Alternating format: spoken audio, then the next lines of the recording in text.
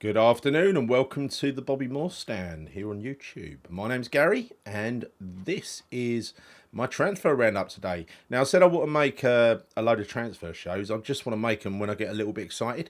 And today I am excited and I'm going to try and explain why I'm excited. Before we go there, as you know, this is my new channel. I'm trying to grow it as quickly as possible, really. But thank you for everybody that's subscribed to the channel so far and watched my videos and give them a like. Really means a lot. For those of you that haven't subscribed, please do. If you watch my content, if you like my content, it really helps. And if you give the video a like, it helps to send the YouTube algorithm towards my video. So it massively helps me. All right, so that's that out of the way. So let's get on with the show. Now, on Sunday, I was talking about, we need two players specifically, two positions filled. We need striker, we need right back. There is no doubt about that. Soufal's served his purpose. I think he could be a good backup, for instance. But I alluded to the fact that we needed to go and get Wan-Bissaka quickly. And I think that's what we're doing. That is what we're doing. Talks are afoot between the clubs, and wan-bissaka has changed his stance. He apparently didn't want to come to West Ham before, but I think he sees, because he wants to go to London, I mean, not many other options for him, right, as far as top clubs. So we are a top club anyway. So he's back down, swallowed his pride, and now he's willing to look at the offer. There's still a way to go, but we're talking, and the talks are progressing. And you remember what happened with that? You remember the stroke that we seemed to pull with, I don't know whether this was a Tim Steiten scheme or whatever, but whenever Germany is involved, I always have my suspicions. And you remember we wanted Wan-Bissaka, and Man United wanted to sign Missouri from Bayern Munich, and we apparently had an offer accepted for Missouri, and before you know it, Man United were quite interested in talking about Wan-Bissaka, and that's sometimes the way these things happen. And I liken that to what's happening with Nicholas Füllkrug.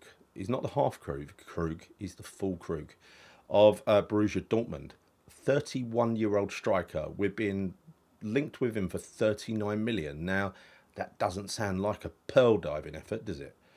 But it's another German club. This guy used to play for Werder Bremen. Another link to Tim Steiten. So what I guess this is all about is putting pressure on Aston Villa to do the deal with us for John Duran.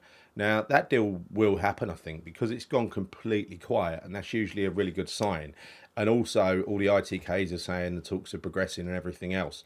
So I think we are getting very close. Duran, like I said the other day, he could be a disaster, but it could be a massive success as well. Right, it's true to say he hasn't fitted in for one reason or another at Villa. Partly probably his attitude, partly his relationship with the manager. But there's no doubt about it. The guy's got raw talent, and if we can take advantage of that raw talent, we'll have one hell of a player on our hands. We need a striker, though. We really need a striker. So I really don't want a 31-year-old for 39 million, full Krug or half Krug. I really want now John Duran, and the reason I say that is because I wanted Ivan Toney.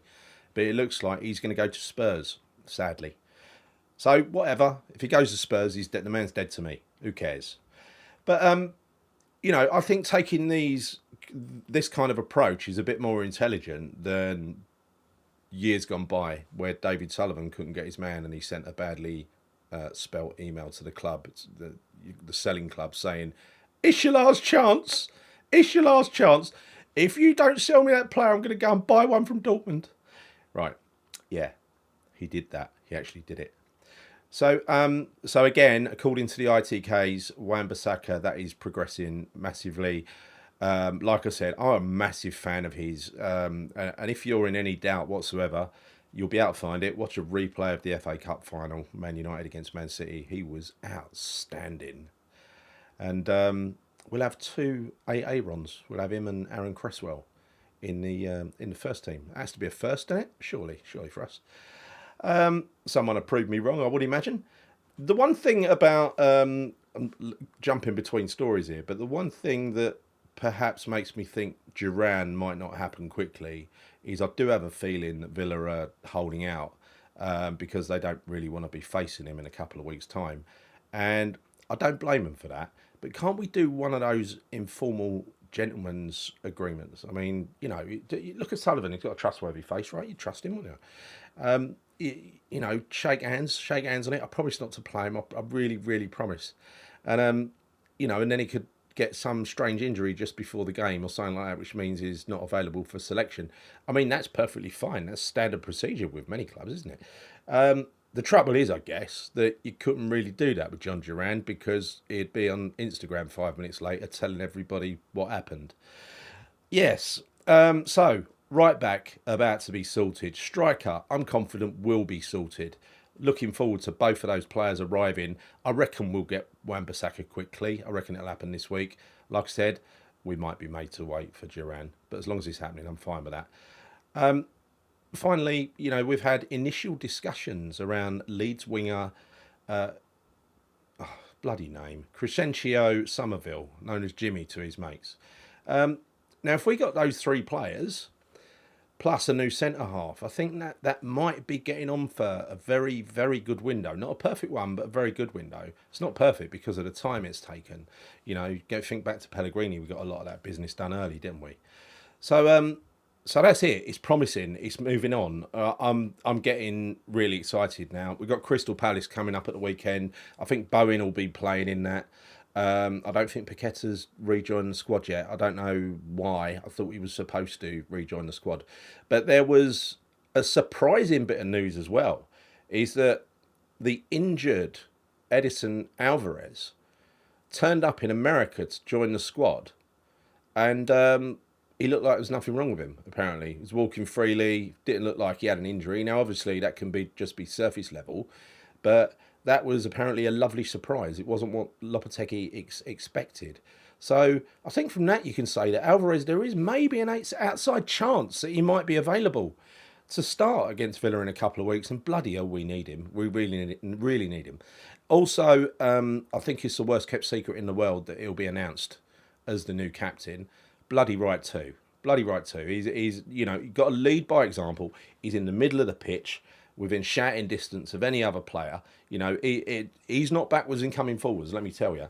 He's the one that had a bust up with Lopetegui's predecessor at half-time at Chelsea and almost never got played again last season, right?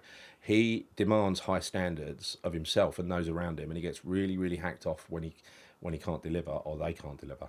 So a couple of bits of club news at the end. Obviously, West Ham are going to drop Betway.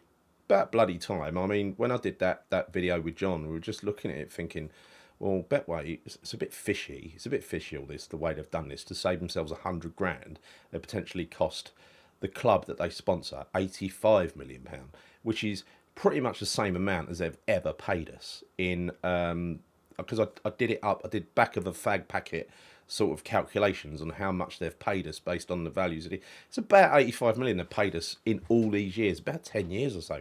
They've been our sponsor.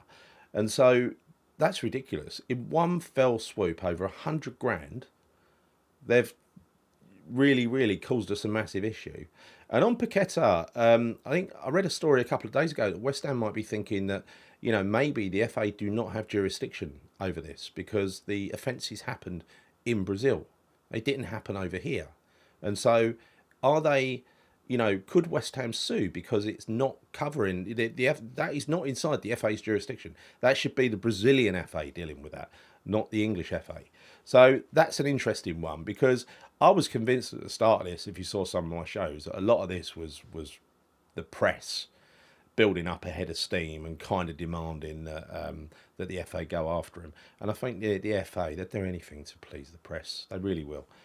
And lastly, this is an interesting one. Amanda Staveley, she's the woman who led the takeover for the Saudis of Newcastle a little while ago. She's the one who looks like she spends her night standing in a wind tunnel, right?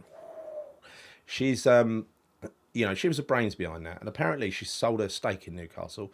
She owned 5.9%, and she's put together a $500 million or pounds, probably dollars, fund to buy a stake in another Premier League club, and it was touted that club would be Tottenham. Apparently, she's not interested in in having a tiny, teeny weeny stake of Tottenham, and she might, you know, according to some, kick the tyres of West Ham. Just don't kick them too hard. For God's sake, don't kick them too hard. And also, West Ham have denied rumours that they've told Rothschilds to go and find a more new investment for the club. It's like the worst kept secret ever, isn't it? I mean, Karen Brady was out in the Middle East trying to find new investment. I'm sure they'll try any route they can to get those new investors. Anyway, that is me done. Like I said at the top of the show, if you've enjoyed this show, please can you subscribe to the channel, The Bobby Moore Stand, here on YouTube. Give the video a like because it helps me massively, because it's such a small channel at the moment, and it pushes people to see this video. So it's really important. And don't forget to hit the bell notification icon so that you're informed of any future shows, of which there will be many. Right, I hope to be back in a couple of days to confirm some of this stuff. I hope it's not to deny it. But anyway, that's what I think. What do you think? Let me know in the comments. See you soon. Come on, your irons.